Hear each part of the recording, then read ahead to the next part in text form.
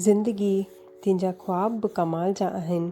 तूं ग़रीबनि खे हुननि महलनि जा ख़्वाब ॾेखारींदी आहिनि जिथे अमीरनि खे निंड न ईंदी आहे।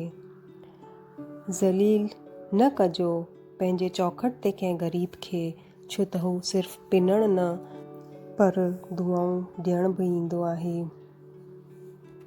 कूड़ियुनि ॻाल्हियुनि ते जेके वाह कंदा, हिकु ॾींहुं उहे ई तव्हांखे तबाह कंदा।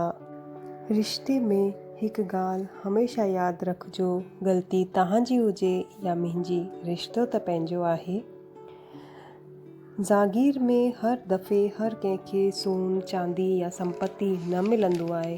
घणेई दफ़ा ज़िमेदारियूं बि मिलंदियूं आहिनि। हुन समय सम्झी वञिजो कि रब तव्हां ते राज़ी आहे जॾहिं तव्हांखे पंहिंजियूं कमियूं ख़ुदि ॾिसण अची वञनि। जीअं जीअं उमिरि निकिरंदी थी वञे तीअं तीअं सम्झी ईंदो आहे कि माउ पीउ हर का ॻाल्हि सही चवंदा हुआ।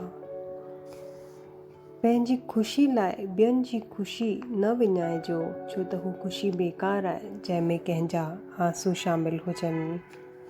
ऐं पंहिंजो ग़म हर कंहिंखे कॾहिं न ॿुधाइजो, छो त मरहम हर घर में हुजे न हुजे पर लूणु ज़रूरु हूंदो आहे। ऐं पंहिंजे रुतबे ते एॾो गुरूर न कजो, छो त अॼु मिट्टी खां पुछो कि सिकंदर किथे आहे।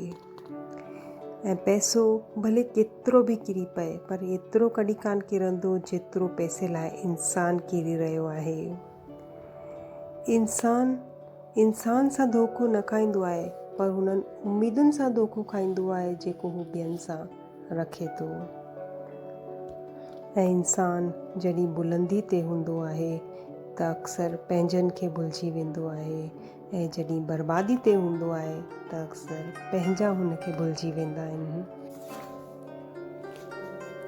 केरु प्यार करण वारो मिले त हुनखे संभाले रखिजो, छो त प्यार करण वारा रोज़ रोज़ न मिलंदा आहिनि। कंहिंजो दिलि तोड़े हुन खां माफ़ी घुरणु ॾाढो आसान आहे, पर पंहिंजो दिलि टुटण खां पोइ हुनखे माफ़ करणु ॾाढो ॾुखियो आहे।